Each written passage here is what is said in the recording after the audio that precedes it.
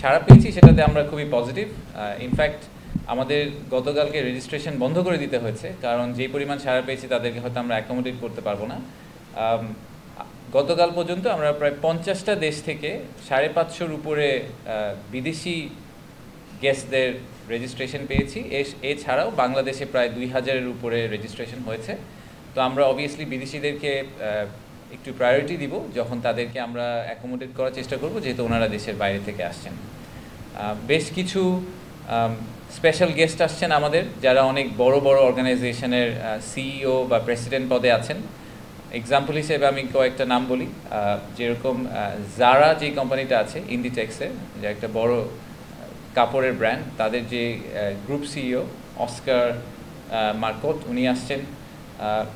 সুলতান আহমেদ বিন সুলাইমান উনি হচ্ছেন DP world বলে যেই পোর্টটি আছে দুবাইতে, জেবুলারি পোর্ট, অনেকে হয়তো আপনারা শুনেছেন, ওটার ওয়ার্ল্ডের লার্জেস্ট পোর্ট, এবং দুবাই ইকোনমির প্রায় একটা বড় অংশ, almost a quarter of that economy is actually run through ওই পোর্টের থ্রুতে। তো ডিপি ওয়ার্ল্ডের যে চেয়ারম্যান উনি আসছেন আমাদের একজন স্পেশাল গেস্ট হিসাবে। ব্যারনেস রোজি উইন্টারটন আসছেন, উনি হাউস অফ লর্ডসের মেম্বার ইউকে, এবং একই সাথে বাংলাদেশের trade envoy for UK into Bangladesh. এছাড়াও আসছেন স্যামসাং সিএনটির যে ভাইস প্রেসিডেন্ট, ভদ্রলোকের নাম হচ্ছে কিয়ংসু লি। সো স্যামসাংয়ের এটাই আমাদের actually one of the senior most visits Samsung থেকে, এবং যেহেতু ওনারা অনেক বড় একটা কংগ্লোমারেট, আপনারা অনেকেই শুনেছেন যে ওনারা ভিয়েতনামে বড় একটা ইনভেস্টমেন্ট করেছেন অনেক আগে। তো আমরা চেষ্টা করছি যে আমাদের দেশেও যাতে আমরা এরকম কিছু করতে পারি। জিওডানো নামে একটা কাপড়ের ব্র্যান্ড আছে, ওটার সিইও আসছেন। এছাড়া এরকম অনেকগুলো নাম আছে, আমি আর সবগুলো ডিটেলে গেলাম না। মেটার থেকে লোকজন আসছেন, আমাদের উবারের সিনিয়র একজন ভদ্রলোক আসছেন, টেলেনর থেকে আসছেন, এক্সেলারেট এনার্জির প্রেসিডেন্ট আসছেন, এবং দাউদ গ্রুপ পাকিস্তানের বেশ বড়, ওনাদের যে ছেলে যিনি ভাইস চেয়ারম্যান উনিও আসছেন আমাদের এখানে। আর বেশ কিছু বড় বড় ভেঞ্চার ক্যাপিটালও আসছেন, কারণ আমরা আসলে এবার এই ফুল সামিটটাকে একদম স্টার্ট আপ থেকে শুরু করে বড় বড় ইন্ডাস্ট্রি পর্যন্ত পুরোটাকে কভার করার চেষ্টা করেছি। সো ভেঞ্চার ক্যাপিটালের মধ্যে বি ক্যাপিটাল, তারপরে গোবি, কনজাংশন, মারুবেনি, এরকম বড় বড় অনেকগুলা ভেঞ্চার ক্যাপিটালিস্ট ফার্মও আসছেন। তো আমি একটু যদি শিডিউলটায় যাই যে আমরা আসলে ওই দিনগুলোতে কি করব। প্রথমে 7 তারিখের কথাটা বলি। 7 তারিখে আমরা বড় যারা ইনভেস্টর, যারা ম্যানুফ্যাকচারিং বা এই ধরনের জিনিস নিয়ে চিন্তা করছেন, তাদের জন্য আমরা চট্টগ্রামে একটা ভিজিটের আয়োজন করেছি। তো এখান থেকে ওনাদেরকে প্লেনে করে চট্টগ্রাম নিয়ে যাওয়া হবে, তারপরে ওনারা কোরিয়ান ইপিজেড ভিজিট করবেন, এবং তারপরে মিরেশ্বরাই যে ন্যাশনাল আমাদের ইকোনমিক জোন আছে সেটা ওনারা ভিজিট করবেন।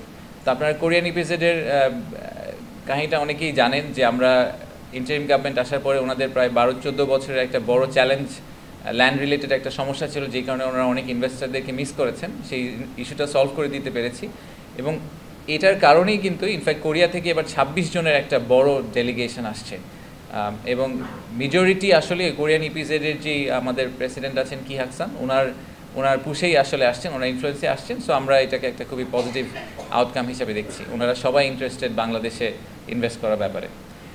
7 তারিখে প্যারালি ঢাকায় স্টার্ট আপ কানেক্ট নামে একটি প্রোগ্রাম হবে ইন্টারকন্টিনেন্টাল হোটেলে। সো স্টার্ট আপদের জন্য একদম পিওরলি ফোকাস করে ভিসিদেরকে টার্গেট করে একটা সারাদিনের প্রোগ্রাম হবে ইন্টারকন্টিনেন্টাল হোটেলে। ভিসি বলতে আমরা ভেঞ্চার ক্যাপিটালিস্ট বুঝাই, যারা স্পেসিফিক্যালি ইনভেস্টার, যারা স্টার্ট আপ কমিউনিটিতে খালি ইনভেস্ট করতে ইন্টারেস্টেড। 8 তারিখে আমরা এই ইনভেস্টার গ্রুপদেরকে নিয়ে যাব হচ্ছে কি জাপানিজ ইকোনমিক জোনে, 2500-এ নারায়ণগঞ্জে আমাদের পাশে যে ইকোনমিক জোনটা আছেন ওখানে নিয়ে যাব। ওনারা সারাদিন ওখানে ভিজিট করবেন, ওখানে কয়েকটা ইন্ডাস্ট্রি ভিজিট করবেন, দেখবেন যে কীভাবে আমরা ইকোনমিক জোনগুলোকে ডেভেলপ করেছি, এবং ওনারা যদি বাংলাদেশে এসে একটা সেট আপ করতে চান তাহলে একদম প্লাগ অ্যান্ড প্লে যে অপশনটা আমরা ওনাদেরকে দিতে চাই, এটার একটা বেস্ট এক্সাম্পল হচ্ছে Japanese economic zone. So Japanese economic জোনটাকে ওনাদের আমরা ঘুরিয়ে দেখাবো। তো এটার ক্ষেত্রে হয়তো জাপানিজরাই আমাদেরকে আসলে ফ্রন্ট করবে, এবং ওনারাই পুরো জিনিসটাতে হোস্ট হিসাবে কাজ করবেন। 8 তারিখ বিকালটা আমরা ফ্রি রেখেছি বিভিন্ন ট্রেড অ্যাসোসিয়েশন যাতে ম্যাচ মেকিং কিছু ইভেন্ট করতে পারেন, তাদের নিজেদের হোস্টিংয়ে কিছু অনুষ্ঠান করতে পারেন। সো 8 তারিখ বিকালটা একটু লাইট। তারপরে 9 তারিখে হচ্ছে আমাদের মেইন ইভেন্ট। তো 9 তারিখের মেইন ইভেন্টটা হবে ইন্টারকন্টিনেন্টাল হোটেলে। আমাদের প্রধান উপদেষ্টা যিনি আছেন, মাননীয় প্রধান উপদেষ্টা, উনি আমাদের প্রধান অতিথি 9 তারিখ সকালের প্রোগ্রামটার জন্য। সেখানে আমাদের প্রাইমারি টার্গেট হচ্ছে যে আসলে সবাইকে এক জায়গায় ফাইনালি নিয়ে আসা। সব অ্যাম্বাসেডাররাও থাকবেন এবং আমাদের সরকারি সিনিয়র উপদেষ্টারা সবাই থাকবেন ওখানে উপস্থিত। সকালে আমরা চিফ অ্যাডভাইজারের ইভেন্টটা করব, সেটা উইল বি ফলোড বাই দুপুর থেকে শুরু করে বিভিন্ন ধরনের ছোট ছোট ব্রেকআউট সেশন। আমরা এগুলোকে ব্রেকআউট সেশন বলছি কারণ বাংলাদেশের এফডিআইতে যে ইন্ডাস্ট্রিগুলোতে সবচেয়ে বেশি এফডিআই আসার সম্ভাবনা রয়েছে, এরকম বেশ কয়েকটা ইন্ডাস্ট্রিকে আমরা আসলে স্পিন অফ করার চেষ্টা করেছি। তো প্রথম সেটা হচ্ছে গিয়ে রিনিউয়েবল এনার্জি। আপনারা সবাই জানেন যে আমাদের রিনিউয়েবল এনার্জি নিয়ে একটা ডিমান্ড আছে এবং আমাদের দেশের রিনিউয়েবল এনার্জিতে ইনভেস্ট করার ব্যাপারে ওনাদের অনেক আগ্রহ আছে বিদেশি অনেক ইনভেস্টরদের। তো প্রথম দিন দুপুরে রিনিউয়েবল এনার্জি নিয়ে ইউরোপিয়ান ইউনিয়ন আসলে তাদের হোস্টিংয়ে একটা বড় ইভেন্ট অর্গানাইজ করবে। তো এই ব্রেকআউটগুলোকে সবগুলোর ক্ষেত্রে আপনারা দেখবেন যে আমরা একজন হোস্ট তৈরি করে দিয়েছি বিডা এবং বেজার বাইরে। আমরা আসলে পার্টনারশিপে পুরো ইভেন্টটাকে রান করার চেষ্টা করছি, যেখানে প্রাইভেট সেক্টর আমাদের সাথে ইকুয়ালি ইনভলভড এবং অন্যান্য দেশের এম্বাসিগুলো আমাদের সাথে ইকুয়ালি ইনভলভড। সো রিনিউয়েবল এনার্জিটা ড্রাইভ করবে হচ্ছে ইউরোপিয়ান ইউনিয়ন। এই ব্রেকআউট সেশনগুলো স্ট্রাকচার এরকম হবে রাফলি, সেটা হচ্ছে যে প্রথমে একটা প্যানেলের মতো থাকবে, সেই প্যানেলে হয়তো ওই এনার্জি ইন্ডাস্ট্রি এক্সপার্ট যারা তারা কথা বলবেন, আমাদের মাননীয় উপদেষ্টা যিনি আছেন জ্বালানি উপদেষ্টা উনিও থাকবেন ওখানে। আর তারপরে আমরা একটা ম্যাচ মেকিং ইভেন্টের মতো করব। আসলে আমাদের এবারের একটা বড় ডিফারেন্স আগের সব ধরনের ইভেন্ট থেকে হচ্ছে যে আমরা আসলে বড় বড় সেমিনার এবং বক্তৃতাগুলো থেকে দূরে গিয়ে দ্বিপাক্ষিক মিটিংয়ের দিকে আসলে ফোকাস করেছি অনেক বেশি। তো বেশ কিছু ম্যাচ মেকিং ইভেন্ট থাকবে যেখানে আসলে এক একজন ইনভেস্টর এবং ইনভেস্টি তারা 1-to-1 কথা বলতে পারবেন। আবার যারা ইনভেস্টর আসছেন তারা আমাদের সরকারি বিভিন্ন সংস্থার সাথেও 1-to-1 মিটিং সেট করতে পারবেন। তো 9 এবং 10 তারিখে ইন্টারকন্টিনেন্টালের দোতলায় আমরা ইনফ্যাক্ট বেশ কয়েকটা রুম আলাদা করে দিয়েছি। একটা রুম দেওয়া হয়েছে ফর এক্সাম্পল এনবিআরকে, একটা রুম দেওয়া হয়েছে বাংলাদেশ বড় পলিটিক্যাল পার্টি আছে তাদেরকেও কিছু রুম দেওয়া হয়েছে। আইডিয়া হচ্ছে যে ইনভেস্টাররা যদি জানতে চান বাংলাদেশের সামগ্রিক বিনিয়োগের যে অবস্থা সেটা সম্বন্ধে তারা জানতে চান, পলিসি কন্টিনিউইটি সম্বন্ধে জানতে চান, ট্যাক্স রিলেটেড ইস্যু সম্বন্ধে জানতে চান, পলিটিক্যাল স্টেবিলিটি নিয়ে জানতে চান, এই যে কোনো ধরনের কনভারসেশন যদি তারা করতে চান তাহলে ওনারা এই বিভিন্ন রুমে গিয়ে অ্যাপয়েন্টমেন্ট সেট করে আধা ঘন্টার স্লটে তাদের সাথে বাইল্যাটারাল মিটিং করে ওই ব্যাপারে জানতে পারবেন। সো ওনাদেরকে আমরা একটা ফুল 360 ডিগ্রি ভিউ আসলে দেওয়ার চেষ্টা করব। আমরা আরও কয়েকটা ব্রেকআউট করব, digital economy, garments and textiles, agriculture and agro processing আর হেলথ কেয়ার। এই চারটা হচ্ছে গিয়ে রিনিউয়েবল এনার্জির পাশাপাশি আমাদের 5টা সেক্টর, যেই 5টা সেক্টরে আমরা মনে করছি যে সবচেয়ে বেশি আমাদের জন্য এফডিআই এর জন্য রেডি সেক্টর এবং যেখানে আমরা ইনভেস্টমেন্ট এক্সপেক্ট করছি। এর বাইরে ছোট ছোট কিছু আমরা আশা করছি যে ভালো ভালো আউটকাম হবে। ফর এক্সাম্পল বেশ কিছু এমওইউ এবং ইনভেস্টমেন্ট কনফার্মেশনের প্ল্যান আছে, আমি সেগুলো সব এখানে রিভিল করতে চাই না, যেগুলো আপনারা হয়তো সামিটের সময় জানতে পারবেন। একটা ছোট্ট এমওইউ কর্নার আছে যেখানে অনেকগুলো এমওইউ সাইন হবে এবং বেশ কিছু এগ্রিমেন্ট সাইন করার আমাদের প্ল্যান আছে সামনের বিনিয়োগকে মাথায় রেখে। ইনভেস্টমেন্ট প্রমোশনকে মার্কেট করে বা ওনাদেরকে অ্যাসোসিয়েট করে তাদের থেকেও অনেক বেশ সিনিয়র ডেলিগেশন আসছেন, কারণ ওগুলো নিয়েও আমরা একটু ফোকাস করতে চাই। লাস্ট একটা ছোট্ট পয়েন্ট বলি, সেটা হচ্ছে যে বাংলাদেশের আমরা তো সব বিনিয়োগ এবং ব্যবসা রিলেটেড কথাবার্তা বললাম, কিন্তু আসলে বাংলাদেশে ইনভেস্টর যারা আসবেন তাদেরকে সবচেয়ে যেই পার্টটা আমি মনে করি সবচেয়ে ভালো করে আমাদের জানাতে হবে সেটা হচ্ছে বাংলাদেশের পিপল অ্যান্ড কালচার। এই দুইটা জায়গা আমরা অনেক সময় মিস করে যাই, কিন্তু যখন আসলে কেউ ইনভেস্টমেন্ট ডিসিশন নেয় তারা একটা বড় ডিসিশনের একটা বড় ফ্যাক্টর কিন্তু হয় যে সেই দেশে তার এমপ্লয়িরা গিয়ে আসলে ফিট ইন করতে পারবে কিনা, সেই দেশের কালচার কীরকম, সেই দেশের মানুষ কতটুকু ওয়ার্ম। তো 9 তারিখ রাতে আমরা আসলে একটা ইমার্সিভ এক্সপিরিয়েন্স দেওয়ার চেষ্টা করব আমাদের ইনভেস্টরদেরকে। আমরা মিনিস্ট্রি অফ কালচারাল অ্যাফেয়ার্সের সাথে একসাথে কাজ করছি, মিউজিক, ফটোগ্রাফি, ফ্যাশন, এই সব কিছুকে মিলিয়ে আমরা একটা এক্সক্লুসিভ ইভেন্ট করার চেষ্টা করছি, যেখানে আমরা তাদেরকে একটা জার্নির ভিতর দিয়ে নিয়ে যাব যে বাংলাদেশের রুরাল টু আরবান যে পপুলেশন তাদের যে কালচারাল মুভমেন্ট এবং আমাদের যে এভলিউশন হয়েছে কালচারাল সেটাকে ওনাদেরকে এক্সপিরিয়েন্স করানোর জন্য। যে আমাদের টার্গেট হচ্ছে স্টার্লিং করার পিছনে অনেকগুলো কারণ আছে, তার মধ্যে একটা বড় কারণ হচ্ছে যে ইন্টারনেট আউটেজ আমাদের লাস্ট এবার হয়েছে সেটাকে আমরা হতে দিতে চাই না বাংলাদেশে। ইনফ্যাক্ট আমি গত 2 সপ্তাহ আগে যখন লন্ডনে গিয়েছিলাম, ওখানকার যারা রিটেলার আছেন যারা বাংলাদেশ থেকে অনেক গার্মেন্টস অ্যান্ড টেক্সটাইলস অর্ডার করেন, তাদের একটা ছোট্ট জায়গায় ওনারা খুবই আসলে একটা চিন্তার মধ্যে পড়ে গিয়েছিলেন যখন 1 সপ্তাহের জন্য বাংলাদেশ হঠাৎ ম্যাপ থেকে ভ্যানিশ হয়ে গিয়েছিল, সো ইন্টারনেট যখন চলে গিয়েছিল। সো এইটা we can't let that happen.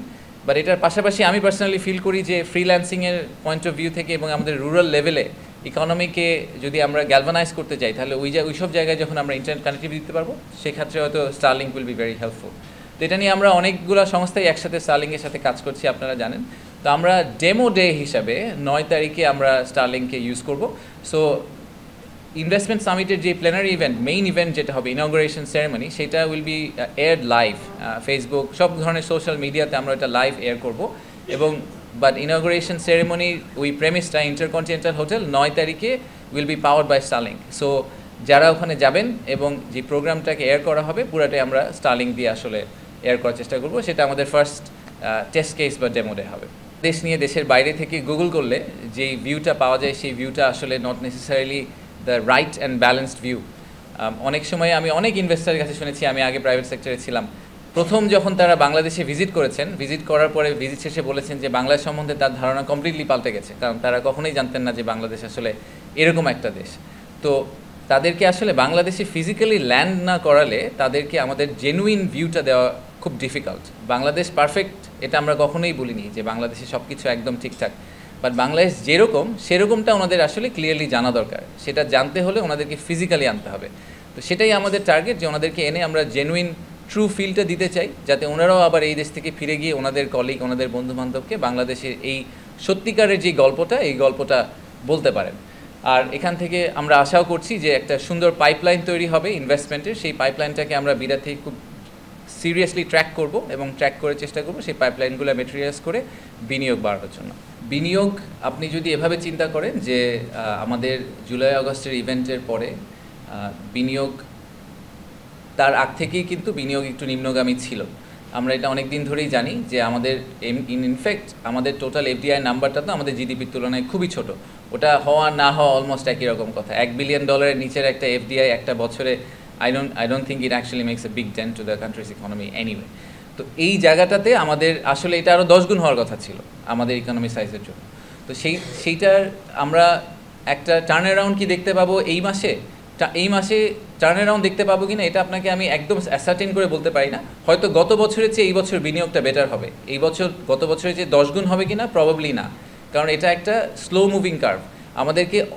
আমাদের ইনভেস্টারদেরকে একটা কনস্ট্যান্ট কনফিডেন্স দিতে হবে। ওভারনাইট তো ইনভেস্টমেন্ট ডিসিশন নেন না, তারা একটা সময় ধরে ডিউ ডিলিজেন্স করে ইনভেস্টমেন্ট ডিসিশনটা নেন।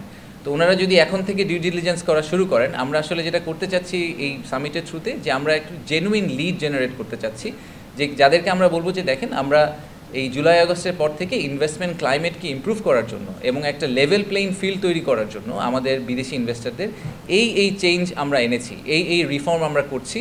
এবং সেই কারণে আমরা মনে করছি যে বাংলাদেশ একটা বিনিয়োগ গন্তব্য হিসাবে আগের চেয়ে অনেক বেটার একটা ডেস্টিনেশন। সো আপনারা এখন বাংলাদেশকে সিরিয়াসলি একটা কম্পিটিটিভ ডেস্টিনেশন হিসেবে কনসিডার করতে পারেন রিলেটিভ টু আপনাদের অন্যান্য দেশ যেগুলো আগে আপনারা দেখছেন। আপনার ওয়ান স্টপ সার্ভিসের পয়েন্টটা খুবই ভ্যালিড। আমরা এটা নিয়ে আপনি জানেন যে আমরা কাজ করছি। যেরকম আমরা অনেকগুলো আইপিএকে মার্জ করার ডিসিশন নিয়েছি, যাতে বাই ডিফল্ট আপনাকে যদি আপনি জমি খুঁজলে যদি আপনাকে একবার বেজায় যেতে হয়, একবার হাইটেক পার্কে যেতে হয়, একবার বেবসায় যেতে হয়, there already is a problem. So এই তিনটা অর্গানাইজেশন সেপারেট থাকার যেরকম কোনো দরকার নেই। এরকম আমরা বলছি যে অনেকগুলো ইনভেস্টমেন্ট প্রমোশন এজেন্সিকে আমরা একটা এজেন্সি করবো, যাতে ওনারা একটা জায়গায় আসতে পারেন। আমরা একটা রিলেশনশিপ ম্যানেজমেন্ট মডেলের কথা বলেছি আপনাদেরকে। আমাদের যে head of business development Nahian বসে আছে, ওর অ্যাকচুয়ালি কাজই হচ্ছে এটা, যে একটা রিলেশনশিপ ম্যানেজমেন্ট টিম তৈরি করা, যারা বেসিক্যালি হাই ভ্যালু কাস্টমার যারা আছেন ওনাদেরকে একদম হাতে ধরে, ঠিক ব্যাংকে যেরকম জিনিসটা কাজ করে, কর্পোরেট ব্যাংকাররা যেভাবে রিলেশনশিপ ম্যানেজ করেন, ভিতরে ডিপার্টমেন্টগুলোতে ঘুরিয়ে নিয়ে আসেন, সেটা করবেন। আর ফাইনালি আরেকটা ডিসিশন খুব রিসেন্টলি হয়েছে, যে যেগুলা হাই টাচ পয়েন্ট মিনিস্ট্রি, যেসব মিনিস্ট্রিতে আমাদের বিনিয়োগকারীদের প্রায়ই যেতে হয়, সেই মিনিস্ট্রিগুলার একদম একটু সিনিয়র লেভেলের কিছু কর্মকর্তাকে আমরা বিডার অফিসে আসলে পোস্টেড করে দিচ্ছি, কোলোকেট করিয়ে দিচ্ছি, যাতে ওনারা একটা লোকেশনে এসেই একই সাথে ministry of environment, Bangladesh bank, NBR, BIDA, BEZA সবার সাথে একটা অফিসে বসেই অ্যাপয়েন্টমেন্ট করে দেখা করে চলে যেতে পারেন।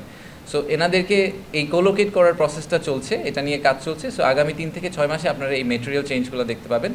সেটার মধ্য দিয়ে আশা করছি যে আসলে জেনুইন ট্রুলি যে ওয়ান স্টপ সার্ভিসের কথা আমরা সবসময় ইনভেস্টরদেরকে বলি, সেটা আমরা প্রোভাইড করতে পারবো। একই পরিমাণ জমিতে এখন অনেক বেশি প্রোডাক্টিভিটি করা সম্ভব, এবং এখন অ্যাগ্রোভোল্টিক বা বিভিন্ন ধরনের অল্টারনেটিভ টেকনোলজি এসেছে, যেখানে আপনি আসলে নিচে এগ্রিকালচার করতে পারবেন, উপরে আবার রিনিউয়েবল এনার্জি করতে পারবেন। আর রিনিউয়েবল এনার্জির ডিমান্ডটা কিন্তু খুবই সলিড। হ্যাঁ, আমরা হ্যাঁ, আমাদের জমি স্বল্পতা আছে, এটা আমি কমপ্লিটলি এগ্রি করি, বাট তার মধ্যেও যতটুকু আছে তার মধ্যে আরও অনেক কিছু করা সম্ভব। আমরা এখন যেখানে আছি সেখান থেকে এখন আমাদের total renewable energy to power generation is less than 5%। এই নাম্বার দিয়ে আসলে আমাদের নেক্সট লেভেল ইন্ডাস্ট্রিয়ালাইজেশন সম্ভব না। কেন সম্ভব না আমি আপনাদেরকে বলি। আমি যখন ইউকেতে গিয়েছিলাম তখন এই প্রশ্নটা এসেছে, আমাকে অনেক বায়ার জিজ্ঞেস করেছেন যে আচ্ছা তোমাদের রিনিউয়েবল এনার্জির পার্সেন্টেজটা কীরকম, কারণ 2030 সাল থেকে ইউরোপে একটা পাসপোর্ট সিস্টেম তৈরি হবে, প্রত্যেকটা কাপড়ের একটা কোডিং থাকবে, সেই কোডিংয়ে বলা থাকবে যে এই কাপড় কতটুকু সাস্টেনেবল এনার্জির উপর বেস করে করা হয়েছে। তো বাই ডিফল্ট আমাদের কম্পিটিটিভ এজটা রাখার জন্য বাংলাদেশকে একটা এক্সপোর্ট ডেস্টিনেশন হিসেবে, এক্সপোর্ট মার্কেট হিসেবে প্রুভ করার জন্য আমাদেরকে আসলে রিনিউয়েবল এনার্জি সাপ্লাই দিতে হবে। দিতে না পারলে আমাদের গার্মেন্টস ব্যবসায়ীরা আসলে ইভেনচুয়ালি সেল করতে পারবেন না। এটা হচ্ছে নাম্বার 1। নাম্বার 2 হচ্ছে যে প্রচুর অব্যবহৃত জমি আছে। আমি আপনার সাথে এগ্রি করি যে জমিগুলো এক্সপেন্সিভ। আমি এটাও মনে করি যে সব কিছুর একটা স্কেলিংয়ের একটা ফেজ থাকে। আপনারা জানেন যে মিরেশরাইতে আমাদের অরিজিনাল মাস্টার প্ল্যানে 33,000 একর ছিল। আমরা সেটাকে এমনিতেই কেটে কমিয়ে দিচ্ছি, কারণ আমরা বনাঞ্চলগুলো রক্ষা করতে চাই। আমরা এখনও যতটুকু জমি পেয়েছি 16,000 একরের মতো, এটাও আসলে ইন্ডাস্ট্রিয়ালাইজ করতে অনেক সময় লাগবে। সবগুলা ইপিজেড যোগ করে এখন কিন্তু মাত্র 2,500 একর জমি। এতগুলো ইপিজেডে কিন্তু প্রচুর ফ্যাক্টরি এবং প্রচুর প্রোডাকশন হয়। সো আমাদের কিন্তু 16,000 একরের ইন্ডাস্ট্রিয়ালাইজেশন, আই ডোন্ট থিঙ্ক এটা একটা রিয়েল আইডিয়া নেক্সট 5 থেকে 10 বছরে। আর 10 বছরে একটা solar farm can produce a lot of electricity. So আমরা ওই 10 বছর সোলার ফার্ম প্রডিউস করে আবার আমরা ওটাকে ইন্ডাস্ট্রিয়ালাইজেশন কনভার্ট করে ফেলতে পারি। সো আমি জেনারেলি মনে করি আই থিঙ্ক আমাদের এখনও অনেক ইমপ্রুভমেন্টের সুযোগ আছে। বাংলাদেশের এখন যে অবস্থা, সামগ্রিক অবস্থা, এই সত্যিকার অবস্থাটাই ওনাদেরকে বোঝানো। আমি আবারও বলছি, আপনারা যদি কেউ ইউরোপ আমেরিকাতে বসে বা ইনফ্যাক্ট দেশের বাইরে যে কোনো জায়গা থেকে বাংলাদেশ নিয়ে জানার চেষ্টা করেন, একটা ডেস্কটপ রিসার্চ করেন, সেই ডেস্কটপ রিসার্চে আপনি যে আউটকামটা পাবেন সেই আউটকামটা আর অ্যাকচুয়াল বাংলাদেশের গ্রাউন্ড রিয়ালিটির মধ্যে অনেক পার্থক্য আছে। আমি গত বেশ কিছুদিন যে কটা দেশে ঘুরে এসেছি, ওখানে সব দেশি বিনিয়োগকারীরা যেই ধরনের আশঙ্কা প্রকাশ করেছেন, সেই ধরনের আশঙ্কা প্রকাশ করার মতো অবস্থা বাংলাদেশের এই মুহূর্তে নাই। আপনি যদি macro economic point of view থেকে চিন্তা করেন, macro is much more stable এখন। ইনফ্যাক্ট আমাদের রিজার্ভ তো স্টেবল হয়ে গেছে, আমাদের ফরেন কারেন্সির যে এক্সচেঞ্জ রেট সেটাও অনেক স্টেবল হয়ে গেছে। আমাদের এক্সপোর্ট নাম্বারটা জুলাই থেকে ডিসেম্বরে এত ডিসরাপশনের পরেও 13% বেড়ে গেছে। সো অনেক ইন্ডিকেটর আছে আসলে ম্যাক্রো ইকোনমিক, যেগুলো বলছে যে ইকোনমি আসলে is heading in the right direction. Economy যদি ঠিক রাস্তায় যেতে থাকে, হ্যাঁ সমস্যার আছে না সমস্যা নেই এটা কিন্তু আমরা কখনোই বলতে চাই না। আইন শৃঙ্খলা রিলেটেড সমস্যা আছে, সেটা ইমপ্রুভ করার চেষ্টা চলছে। ইনভেস্টমেন্টের বিনিয়োগের যে পরিস্থিতি, ইনভেস্টমেন্ট ক্লাইমেট, যেটা নিয়ে ইজ অফ ডুইং বিজনেস, যেটা নিয়ে আমরা অনেক কথা বলি, সেখানে অনেক ধরনের ল্যাকিংস আছে এবং সেগুলো স্পেসিফিক্যালি ফিক্স করার জন্য আমরা কী করছি এটা কিন্তু আমরা পাবলিক ডোমেনে দিয়ে দিয়েছি। আমরা 20টা ইনিশিয়েটিভ হাতে নিয়েছি এই বছর বিডা, বেজা, বেবজা থেকে, যে আমরা বিনিয়োগ পরিস্থিতি উন্নয়নে এই 20টা ইনিশিয়েটিভে ফোকাস করব। ওয়ার্ক পারমিট বলেন, রিপ্যাট্রিয়েশন বলেন, এফডিআই হিটম্যাপ বলেন, মার্জার বলেন, আমাদের এরকম একটা লিস্ট আছে। তো এই লিস্টগুলো ওনাদেরকে আমরা শেয়ার করতে চাই যে দেখেন, আপনি যদি 2024 সালের জুন মাসে আসতেন, আপনি যেই বিনিয়োগ পরিস্থিতি পেতেন, 2025 সালের জুন মাসে কিন্তু আপনি একটা কমপ্লিটলি ডিফারেন্ট বিনিয়োগ পরিস্থিতি বাংলাদেশে পাবেন। তো সেটাও তো আসলে 24 থেকে 25 সিগনিফিকেন্টলি ডিফারেন্ট। এবং আপনি একটা অ্যাটলিস্ট এটুক তো আমরা কনফার্ম করতে পারি যে আপনি যখন আসবেন তখন আপনাকে কোনো মন্ত্রী মিনিস্টার এখানে ব্যবসা করার জন্য আটকানোর চেষ্টা করবে না। সো এরকম অনেক ধরনের ব্যাপারই আছে যেগুলো আমরা শেয়ার করতে চাই। আমরা একদম জেনুইন রিয়েল পিকচারটা দিতে চাই। আমরা বলতে চাচ্ছি না যে বাংলাদেশ সিঙ্গাপুর হয়ে গেছে, সেটা বলারও আমাদের দরকার নেই, কিন্তু জেনুইন পিকচারটা ওনাদেরকে দেওয়া আমাদের দরকার। সেজন্যই আমরা আসলে এই সামিটটা করতে চাই। বাংলাদেশে একটা কাজ করেছিলাম প্রথম দিকে, আপনারা অনেকে হয়তো শুনেছেন যে আমরা বাংলাদেশের ম্যাক্সিমাম বড় কোম্পানির সিইও এবং উদ্যোক্তাদের সাথে কথা বলেছিলাম বোঝার জন্য যে ওনাদের মেজর ইস্যুগুলো কী, আসলে বিনিয়োগের ক্ষেত্রে মূল সমস্যা ওনারা কোনগুলো ফেস করেন। তার মধ্যে কিন্তু এই পলিসি কন্টিনিউইটি কথাটা বারবার উঠে এসেছে, যে ওনারা একটা বিজনেস মডেল করেন, তারপরে 5 বছরের মধ্যে ট্যাক্স রেট 5 বার চেঞ্জ হয়ে যায়, বিভিন্ন ধরনের নিয়মকানুন 5 বার চেঞ্জ হয়ে যায়, তো ওনাদের অরিজিনাল বিজনেস মডেলটা আর কাজ করে না। আমি পার্সোনালি খুবই মনে করি যে আমাদের একটা ইনকিউবেশন পিরিয়ড থাকা উচিত, যে কোনো একটা ব্যবসা যখন ব্যবসা শুরু করবে তখন সে যেই ট্যাক্স রিজিম বা পলিসি লেভেলে শুরু করবে সেটাতে সে অ্যাটলিস্ট 3 থেকে 5 বছর কন্টিনিউ করার সুযোগ পাবে। যদি আমরা বাকিদের জন্য rule of the game change করে দেই, তারপরেও তার জন্য আমাদের ওই রুলগুলো চেঞ্জ করা উচিত না, কারণ তা না হলে তাদের পক্ষে আসলে বাংলাদেশে এসে বিনিয়োগ করা খুব ডিফিকাল্ট হয়ে যাবে।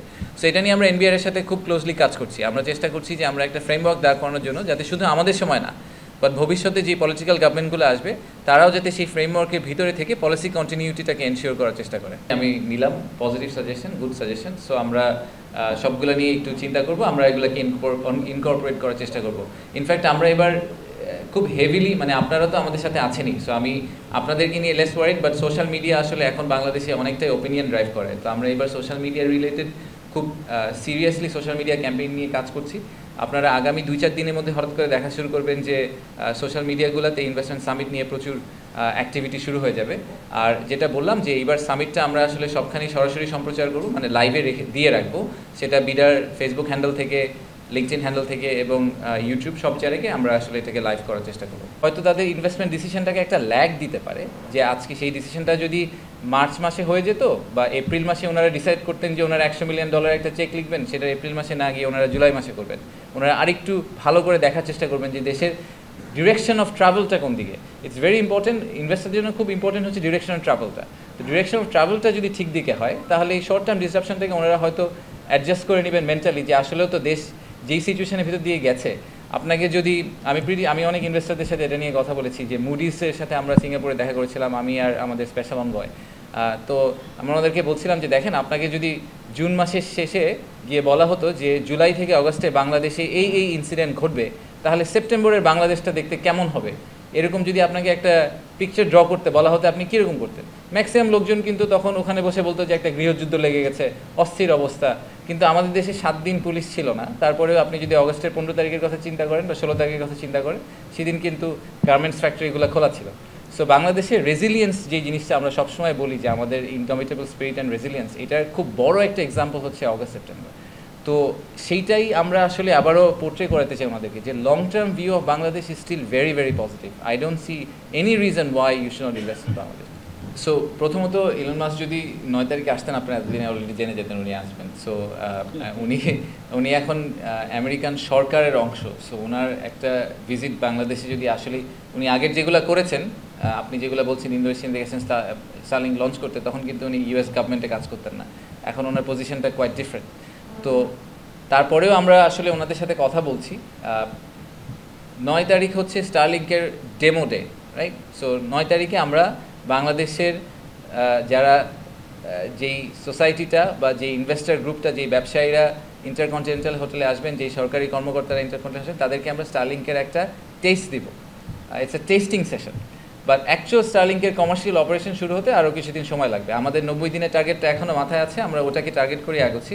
তো 90 দিনের টার্গেটটার সময় যখন আমরা লঞ্চ করব, তখন আমরা অবশ্যই ওনাদের সাথে যোগাযোগ করে দেখব যে উনি ওই সময় আসার জন্য আমাদেরকে টাইম দিতে পারেন কি না, তাহলে will be very happy to host him. So এখনই কনফার্ম করতে পারছি না, বাট আমরা চেষ্টা করছি। সত্যি মনে করি যে ইনভেস্টাররা আসলে 1-2 বছরের বেসিসে ইনভেস্টমেন্ট ডিসিশন নেন না, ওনারা মিনিমাম 5 বছরের একটা হরাইজন, প্রবাবলি 20-30-40 বছরের হরাইজন নিয়ে বাংলাদেশে আসবেন। তো ওনাদেরকে অবশ্যই political stability, political consensus, political continuity, এই সবগুলো বিষয় নিয়ে ওনাদের ডিসিশন মেকিংটা কাজ করবে। তো সেটাই যদি হয়, এবং সেটার কারণেই কিন্তু আমরা বলছি যে আমরা এবার ইনভেস্টমেন্ট সামিটে 9-10 তারিখে 3টা পলিটিক্যাল পার্টিকে অ্যাকচুয়ালি আলাদা করে রুম করে দিয়েছি, যেই রুমে গিয়ে ওনারা আসলে ওই পলিটিক্যাল আউটফিটদের সাথে কথা বলতে পারবেন, যাতে ওনারা বুঝতে পারেন যে এই বাংলাদেশের টোটাল পলিটিক্যাল যে কমিউনিটি আছে, তারাও কিন্তু বিনিয়োগের ব্যাপারে যথেষ্ট উৎসাহী।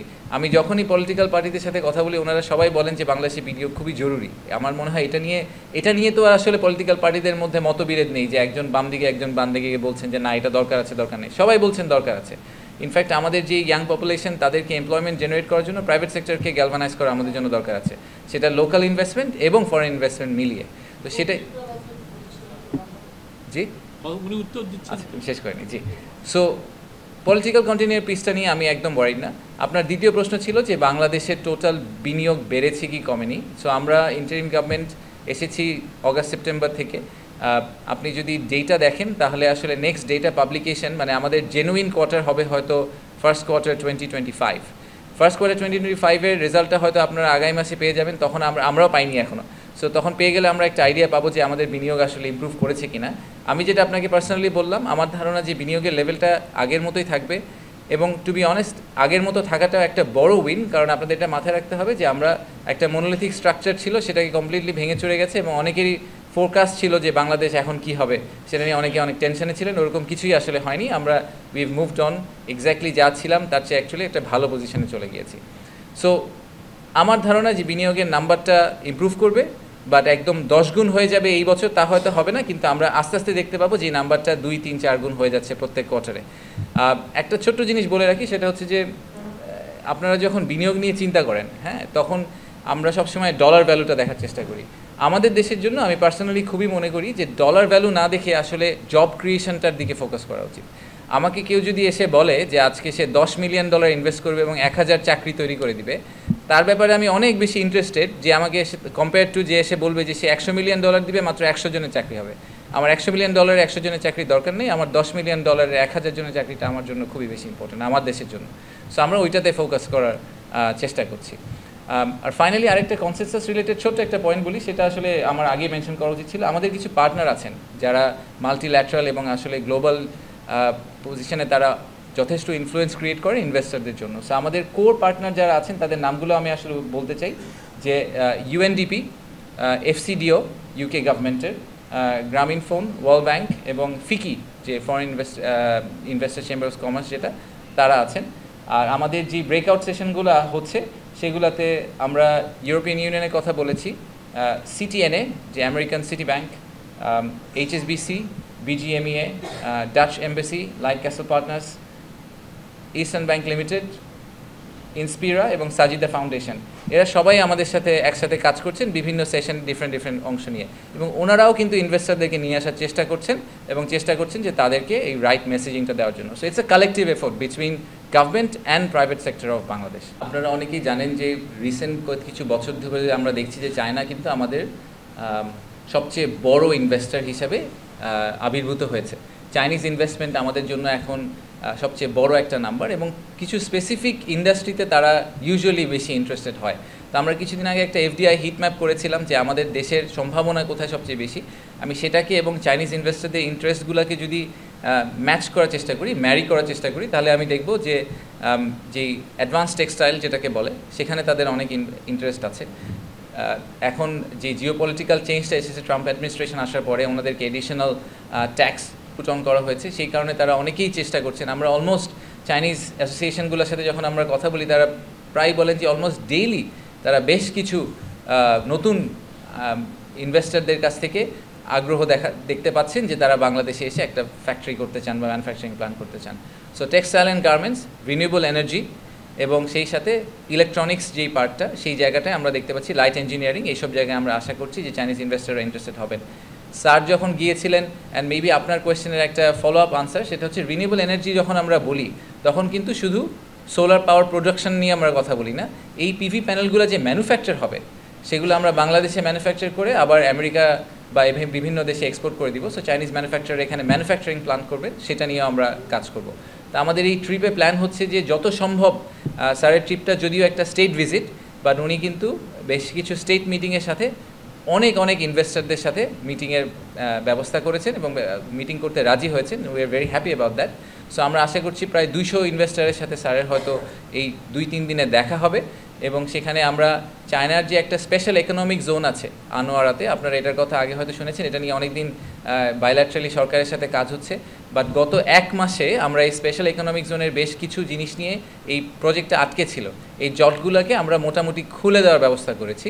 সো এই স্পেশাল ইকোনমিক জোনের একটা এগ্রিমেন্ট সাইনিং এবং হয়তো সেটার একটা ঘোষণা আমরা সামনের কয়েক মাসের মধ্যেই দেখতে পাবো। সো একটা সিগনিফিক্যান্ট প্রগ্রেস হয়েছে, এবং ওই স্পেশাল ইকোনমিক জোনে আসার জন্য অলরেডি কিন্তু বেশ কিছু ইনভেস্টর লাইন আপ করে ওয়েট করছিলেন। তো এই স্পেশাল ইকোনমিক জোনের কনস্ট্রাকশন যখন আমরা শুরু করতে পারবো, আমরা আশা করছি যে ফর্মাল বেশ কিছু অ্যানাউন্সমেন্ট আমরা চাইনিজ ইনভেস্টরদের কাছে দেখতে পাবো। সো আমি পুরো ট্রিপ নিয়ে খুবই আশাবাদী। আমাদের যদি কোনো একটা দেশে ইনভেস্টমেন্টের জন্য যাওয়া দরকার হয়ে থাকে, সেটা আমি বলবো যে primary source of investment would definitely be China, প্রথম দেশ হিসাবে। সো আমি খুবই অ্যাকচুয়ালি আশাবাদী যে এই ট্রিপ থেকে আমরা অনেক চাইনিজ ইনভেস্টরদেরকে বাংলাদেশের ব্যাপারে আরও আগ্রহী করতে পারবো।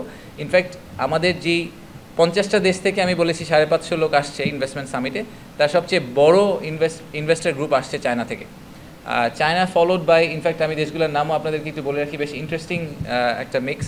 চায়না থেকে আসছে, ইউকে থেকে আসছে, আমেরিকা থেকে আসছে, সিঙ্গাপুর থেকে আসছে, জাপান থেকে আসছে, আর ইন্ডিয়া থেকে আসছে। এই কয়টা দেশ থেকে আমরা সবচেয়ে বেশি লেভেল অফ ইন্টারেস্ট পেয়েছি আমাদের ইনভেস্টমেন্ট সামিটে আসার জন্য।